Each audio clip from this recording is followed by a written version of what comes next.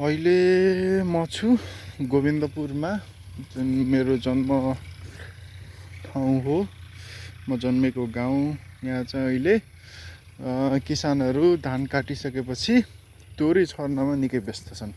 यो खेत पनि यहाँ हो तोरी छर्नको लागि जोतिँदैछ। यहाँ चाहिँ पहिला यसरी यो जमिनमा यतिको ओट चाहिन्छ, मोइस्चर, र यतिको तोरीको लागि चाहिँ जति मसिनो माटो भयो त्यति राम्रो हुन्छ। र यसमा यसको एनपीके मस्टार्डको लागि एनपीके भनेको 60, 40, 20 केजी पर हेक्टर हो। र यसरी मिसाएर छर्छन्। यूरिया कहाँ से पहिलो? इंडियन यूरिया हो ये तो। इंडिया से लो का रेट? डीएपी पे इंडियन हो ये? 1200 की डीएपी पे इंडियन हो?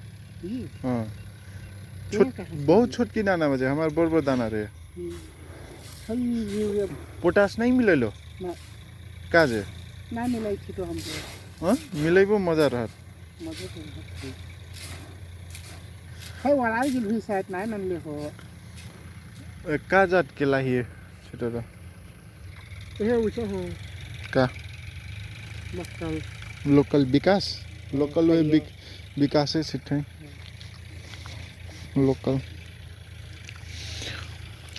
लाही वो से ले आप ए पहिले लाही बोके तब बल्ल मल तब पाँच मल छिपो ना। हाँ छिपो लाही बोला बरो मल के ऊंचा जा लागत। ए हाँ ठीक ठीक ठीक। अब मल बर दाना रहत ना, लाही छोट दाना रह तू छिटे बेर ठीक बड़ी चल जाए खन।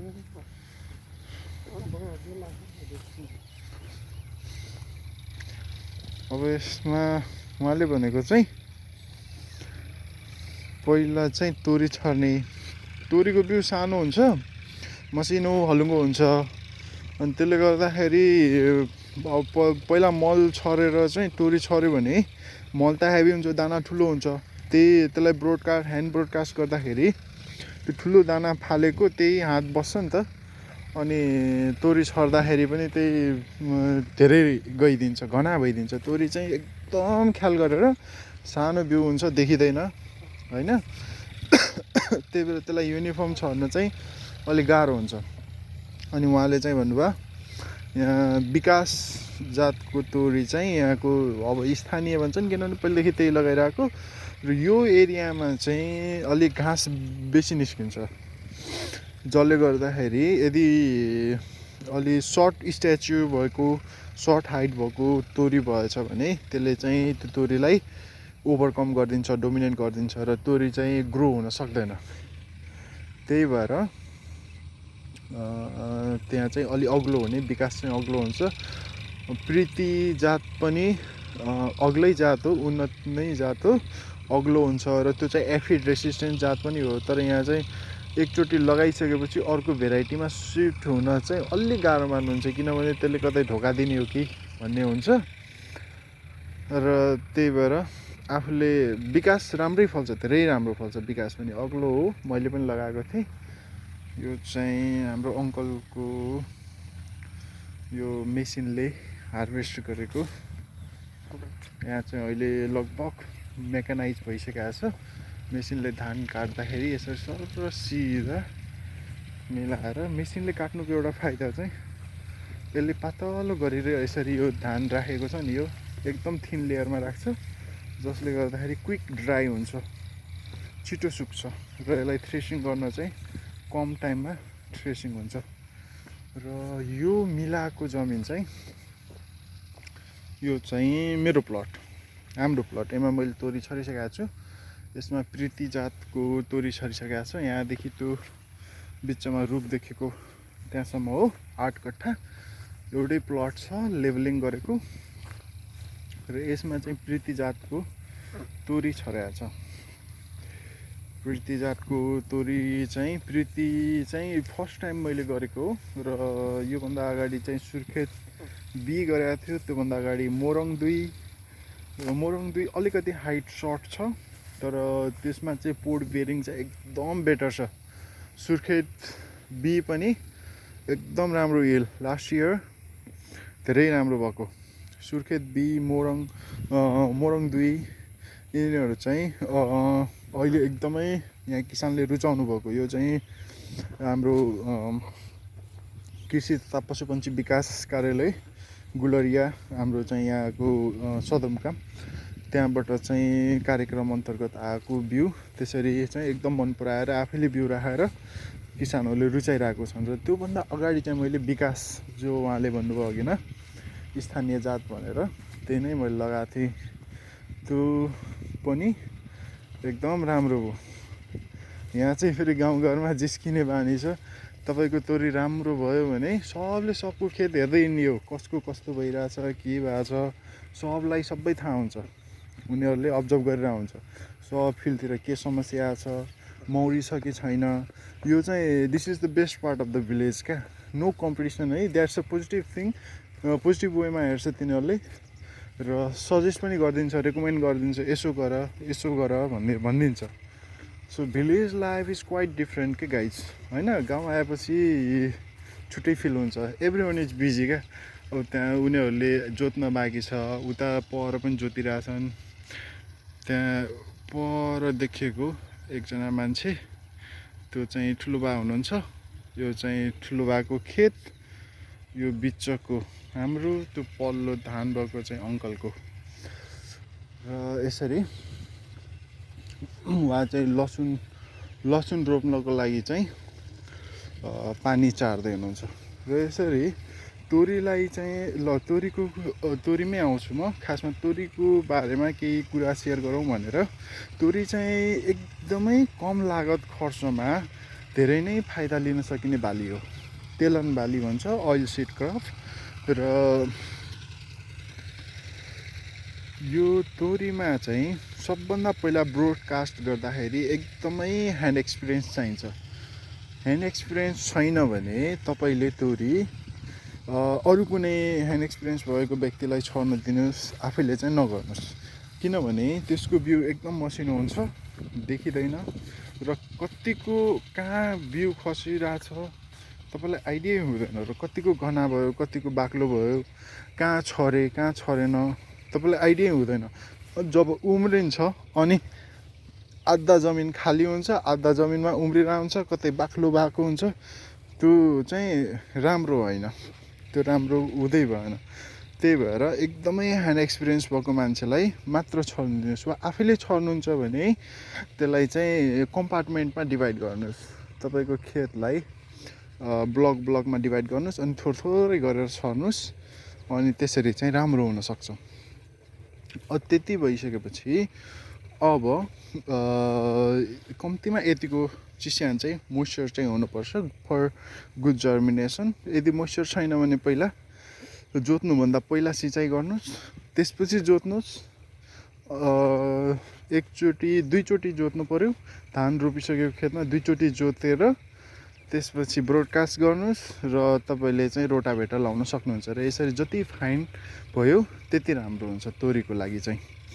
र अब त्यति भइसकेपछि तोरी उम्रिन्छ र जबसम्म त्यसमा बड इनिसिएसन हुँदैन तबसम्म साग खान सक्नुहुन्छ होइन। त्यसलाई टिपेर तोरीको साग खान सक्नुहुन्छ। जब बड इनिसिएसन हुन्छ तपाईँहरूलाई फर्स्ट इरिगेसन चाहिन्छ। त्यो भनेको अलमोस्ट अब 21 डेज जति हुन्छ।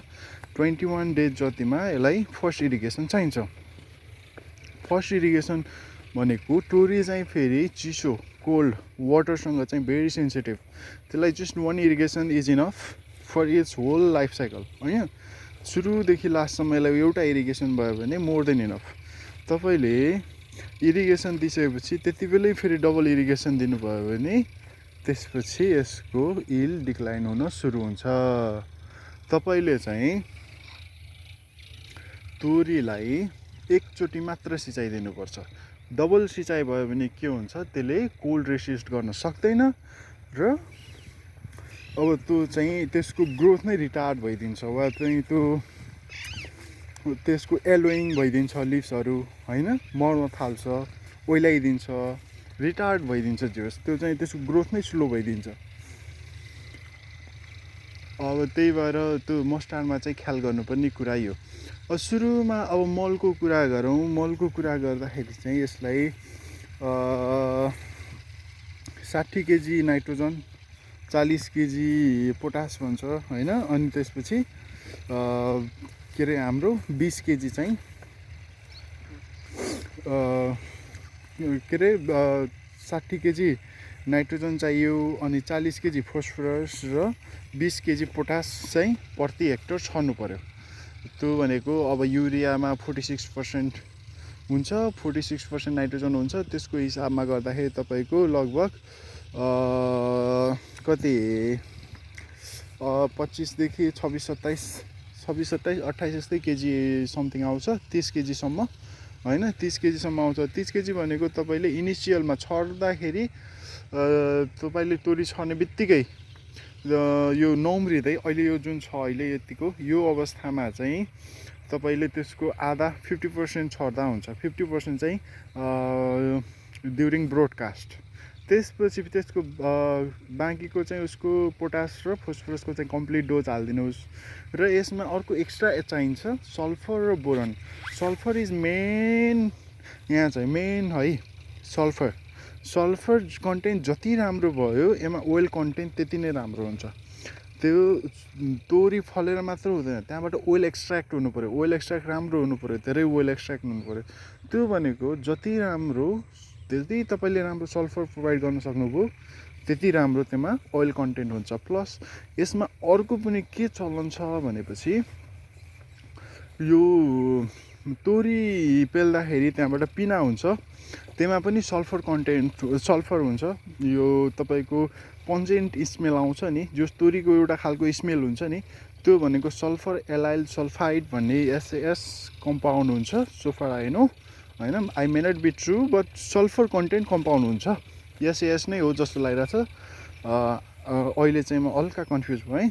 र त्यो कम्पाउन्डले गर्दाखेरि त्यसमा पन्जेन्ट स्मेल आउँछ र त्यसको पिनामा पनि सल्फर हुन्छ।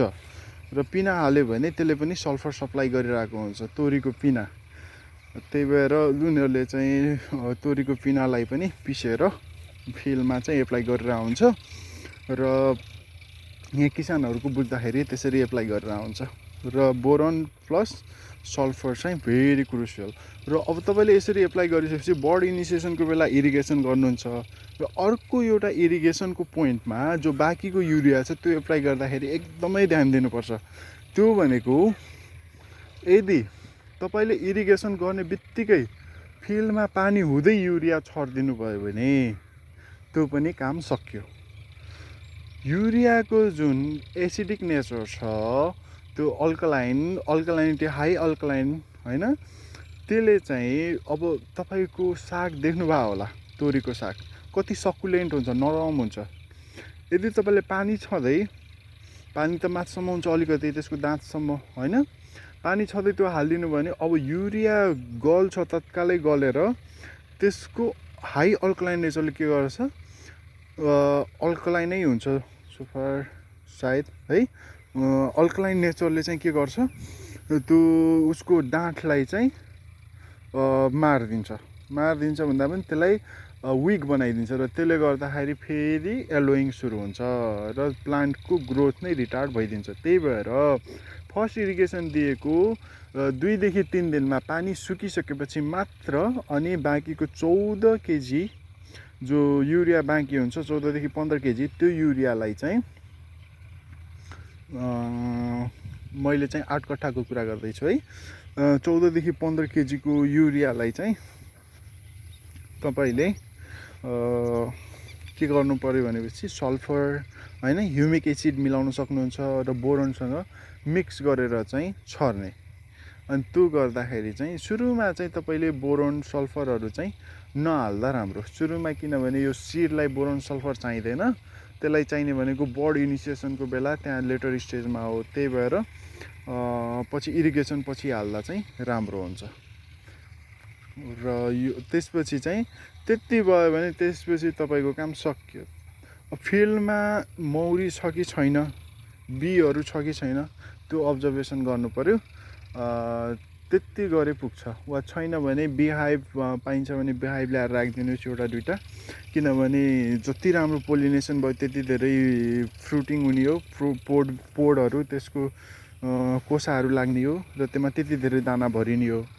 यदि पोड लागेको छ तर पोलिनेसन भएन, बीहरू छैन भने एम्प्टी पोडहरू, अनफर्टाइल पोडहरू बन्छ। त्यही भएर यही कुराहरू त्यति गर्नुभयो भने त्यसपछि तोरी एकैचोटि हार्भेस्ट गर्ने, भित्र्याउने, मौसम हेरिकन अनि फाइदा लिने। के मेहनत छ त? छैन।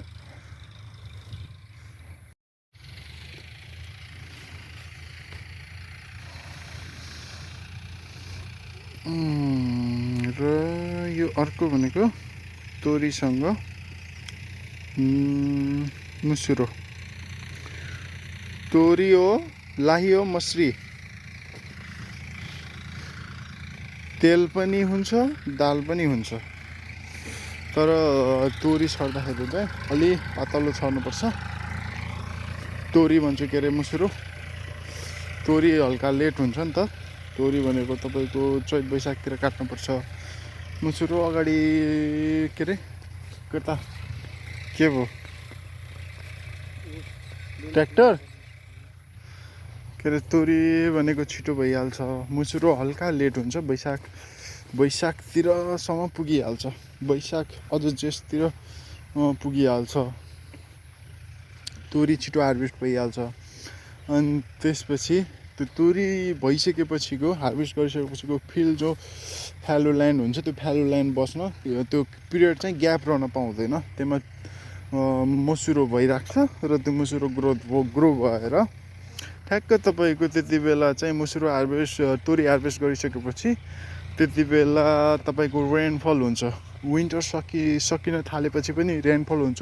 यो प्याटर्न, रेनफलको प्याटर्न चाहिँ मजाले बुझाउँछ किसानले।